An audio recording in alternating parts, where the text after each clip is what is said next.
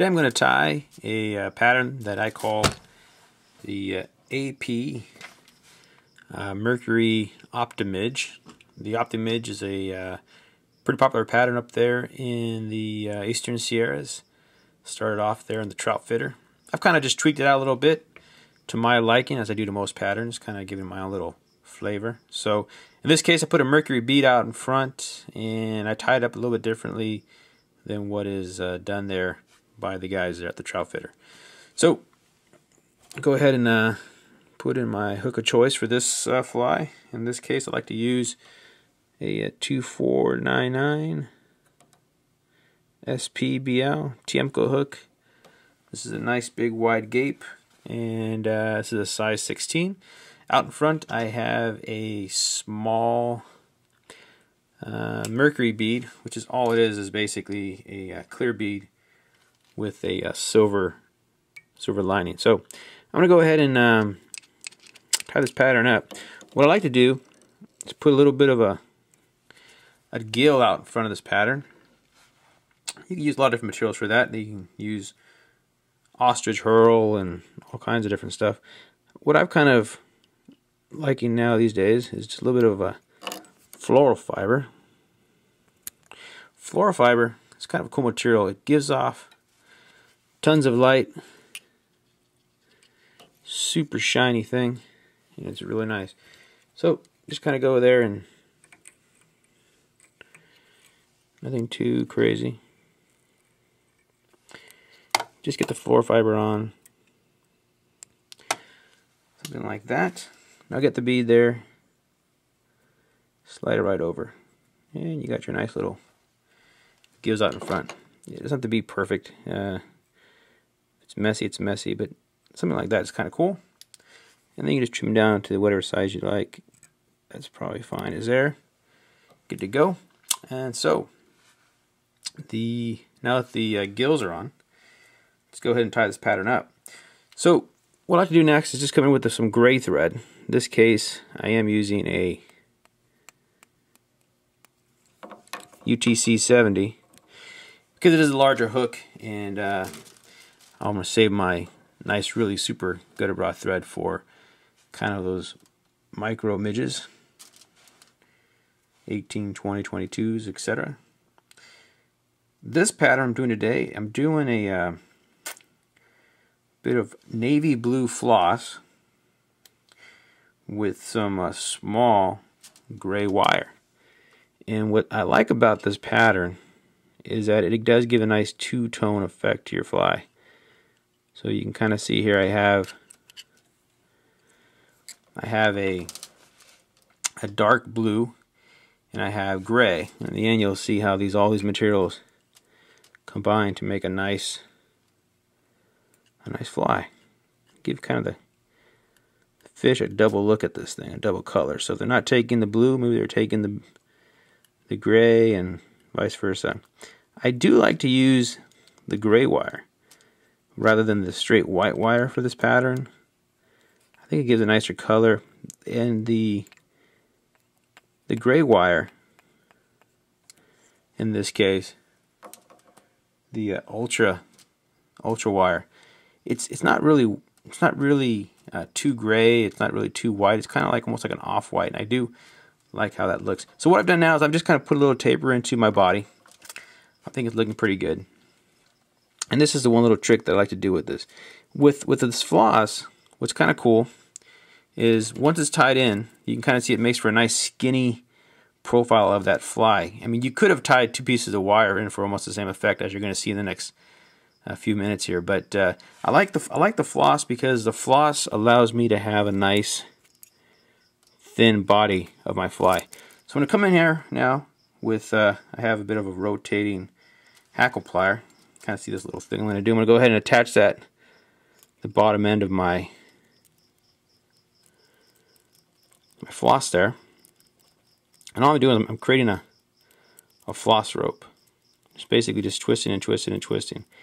And what you can do is you can make basically whatever color floss you can buy, you can make these nice floss basically wires.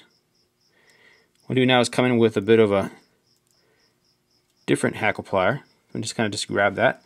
This will now keep it all nice and tight. And I'm going to go ahead and wrap this up now, the shank. What I like to do now is take a couple of turns out of it so it doesn't kink up so much. Something like that. Nothing too crazy. Do one wrap around. Come back under.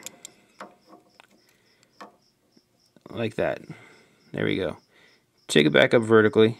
Catch it with your finger. Bring up that wire. And then right there, catch it again.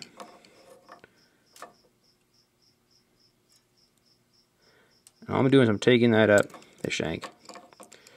This is my blue floss. On like really small patterns, you can do the whole patterns with both, just making these floss ropes, and basically tying off and getting two different colors for your flies. So it does make a kind of a cool effect. And with the floss, what I like to do is, you know, floss comes in a pretty big size. What I do is I just kind of divide it up, and by doing that, I can create whatever size wire or rope that I need for my pattern. So there it is. The floss rope is up. Now I'm going to come in. Now this is my wire. All I'm going to do now is going to go in between. See that there? I'm going in between now the floss rope that I've just created. So again, just put your finger there, catch those points, come back right there, catch it back up.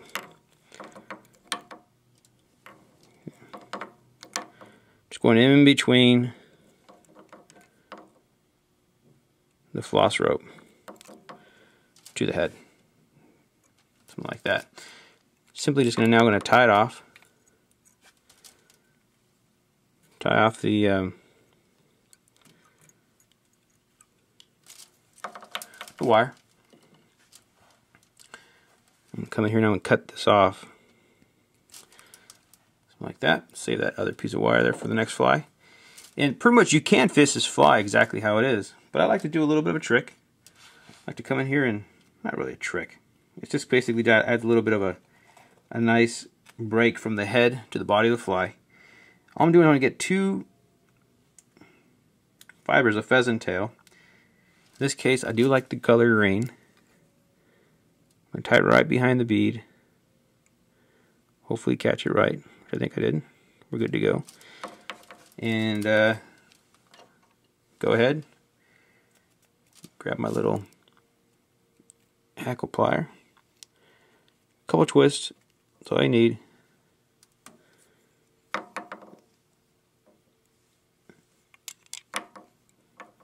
Keep it kind of twisted there, yep. Looking good. Now go ahead.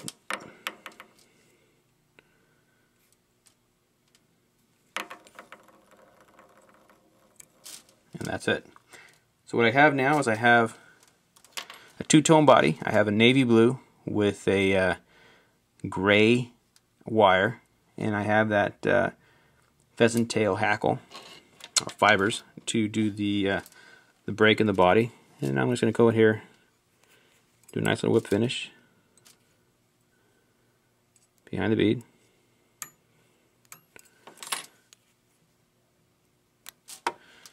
There you have it. You have a Optimidge, an AP. I'll call it an AP because I made a couple modifications to this thing. Optimidge, which is a Mercury, has a Mercury bead, has that bit of a nice little gill effect out in front, which I do like. And the last little thing I like to do is just hit it with some Zap-A-Gap. Best in this case is use your bodkin, because you can get a nice little distributing of the Zap-A-Gap there on the body. And this also really reinforces that floss wire. You have to do it, or else if you don't do this one step here, when you end up catching with that nice trout, the first one, this fly won't be worth much for the second one. So you do have to put that on there. It does make a nice little effect to that fly. So there you go. This is the Optimidge there, tied a little differently than you probably see in the fly shops. like to keep them nice and thin with that Mercury bead. It's looking pretty good. Thanks for watching. Happy tying to you. Thanks. Bye.